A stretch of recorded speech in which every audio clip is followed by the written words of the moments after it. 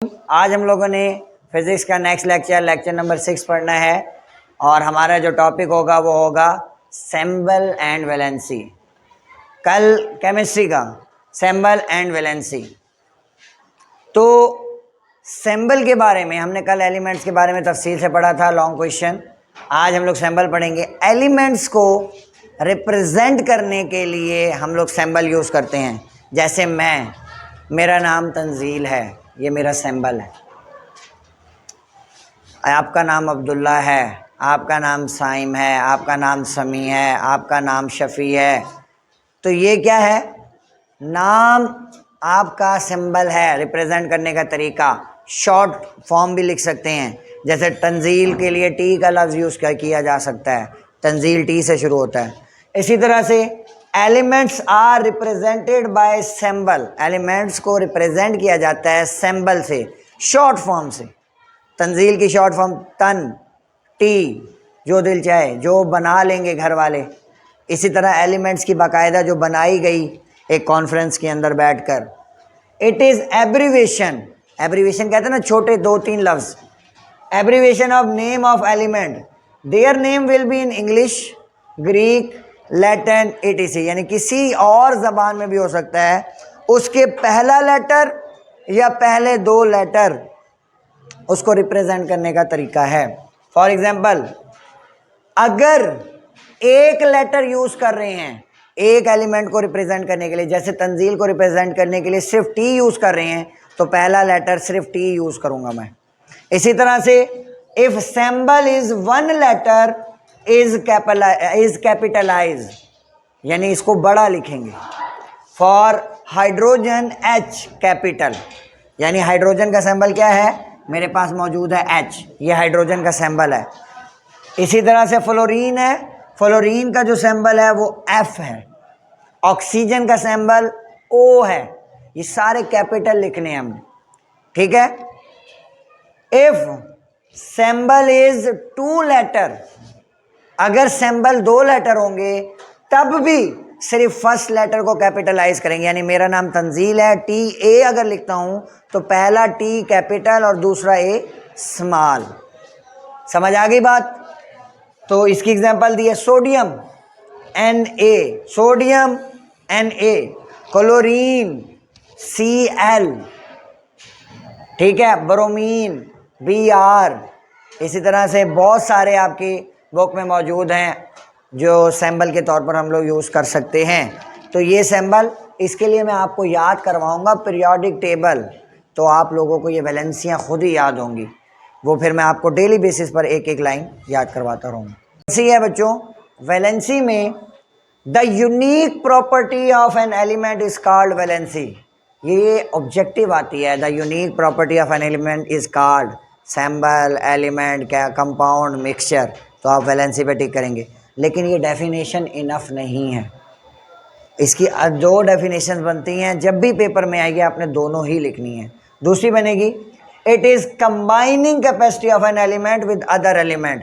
एक एलिमेंट की दूसरे एलिमेंट के साथ कंबाइन करने की सलाहियत, यानी कितने उसके पास वैलेंसी है और वो कितने वाले से जो है वो मिल सकती है, ये कहलाती है वैलेंसी। कितने वाले से मिलने से मुराद ये है कि it is combining capacity of an element, कि फॉर एग्जांपल मेरे पास 2 रुपये हैं और मुझे स्टेबल होने के लिए 8 रुपये चाहिए, यानी कम से कम 8 होने चाहिए। तो 2 मेरे पास मेरी वैलेंसी है, 6 मुझे किसी से लेने पड़ेंगे।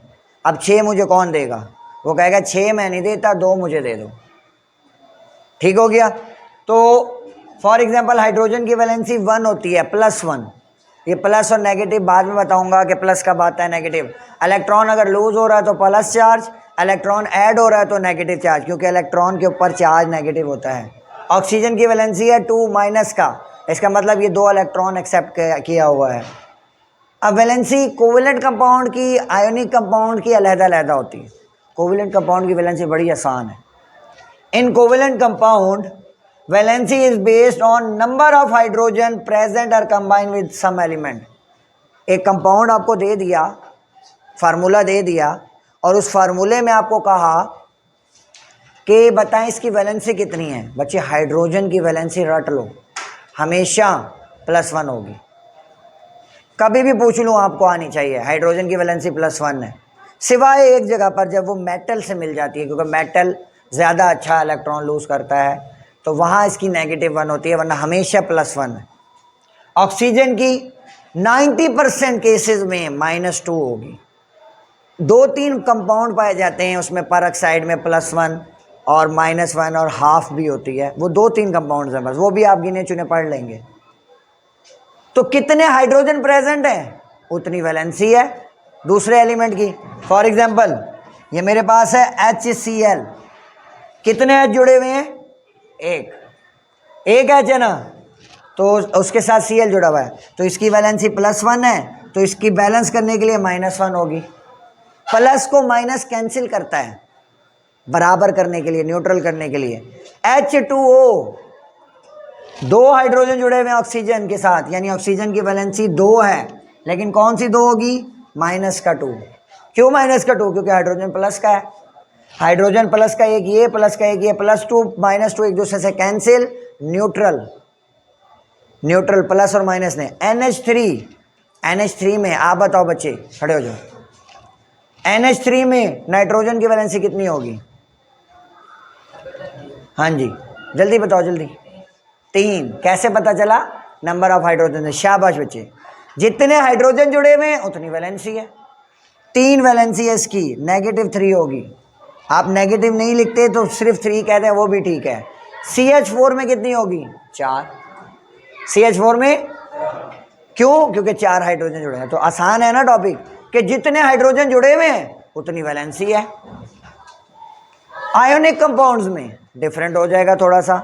आयोनिक कंपाउंड में वैलेंसी डिपेंड करती है कि कितने इलेक्ट्रॉन कोई एटम लूज कर रहा है और कितने गेन कर रहा है। देखो बच्चे, इलेक्ट्रॉन पर होता है नेगेटिव चार्ज, इलेक्ट्रॉन पर नेगेटिव चार्ज। अगर इलेक्ट्रॉन निकल जाएंगे तो इलेक्ट्रॉन की कमी से पॉजिटिव चार्ज आ जाएगा। कैसे? फॉर एग्जाम्पल आप समझे, एक एटम है, उसके पास मौजूद है 10 इलेक्ट्रॉन और 10 प्रोटॉन। 10 इलेक्ट्रॉन और 10 प्रोटॉन, प्रोटॉन को पी से जाहिर करते हैं। अब वो न्यूट्रल है, हमेशा न्यूट्रल एलिमेंट में प्रोटॉन और इलेक्ट्रॉन की तादाद बराबर होगी तो न्यूट्रल होगा ना, वरना तो कोई चार्ज आ जाएगा। अब मैं कहता हूँ इलेक्ट्रॉन लूज किया उसने, ये 10 में से एक इलेक्ट्रॉन चला गया, कितने बच गए? 9 इलेक्ट्रॉन। प्रोटॉन कितने हैं? उतने ही मौजूद हैं, प्रोटॉन तो कम नहीं हुए, इलेक्ट्रॉन गए हैं ना। 9 इलेक्ट्रॉन ने 9 प्रोटॉन के इफेक्ट को कर दिया खत्म, एक बच गया। क्या बच गया? प्रोटॉन। प्रोटॉन पर कौन सा चार्ज है? पॉजिटिव, तो एक पॉजिटिव चार्ज आ जाएगा।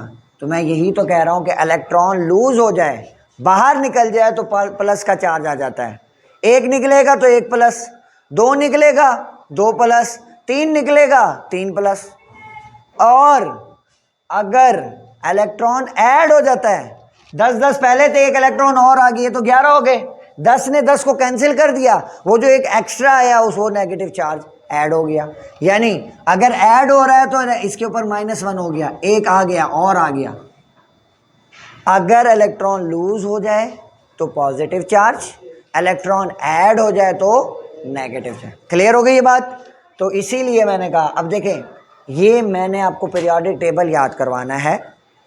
पीरियोडिक टेबल अगर आपको आएगा तो आपको बड़े मज़े से पता चल जाएगा कि इसकी वैलेंसी कितनी है। इसमें अभी आपने ये एग्जांपल याद रखनी है, सोडियम की वैलेंसी +1, मैग्नीशियम की वैलेंसी +2, एल्यूमिनियम की वैलेंसी +3। ये आज ही आपको याद होंगी, देखना।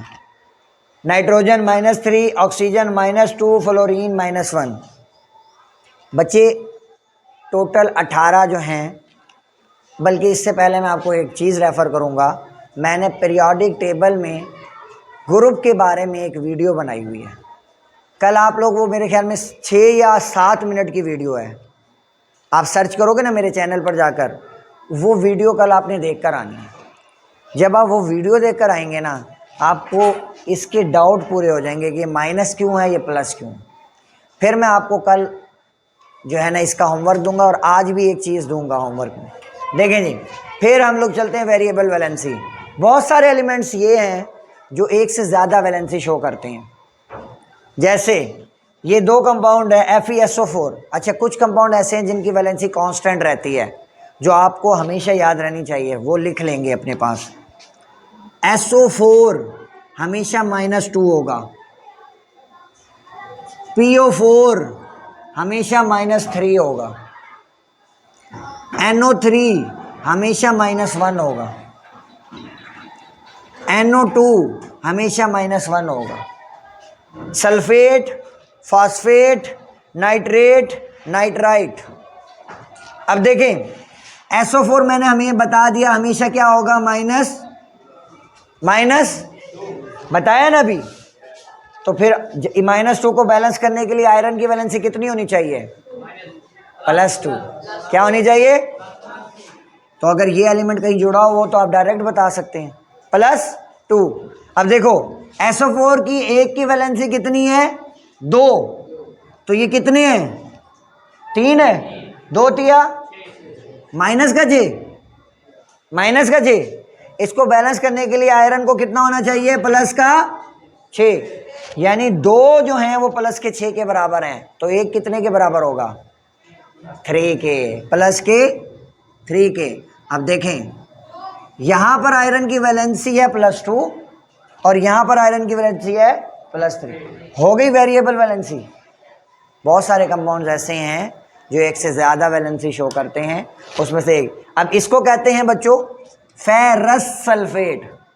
फेरस, ये फेरम इसका नाम है ग्रीक, फेरम से ये है फेरस और ये है फेरिक। फेरस में वैलेंसी +2, फेरिक में वैलेंसी +3, F की, फ्लोरीन की। ये ऑब्जेक्टिव है।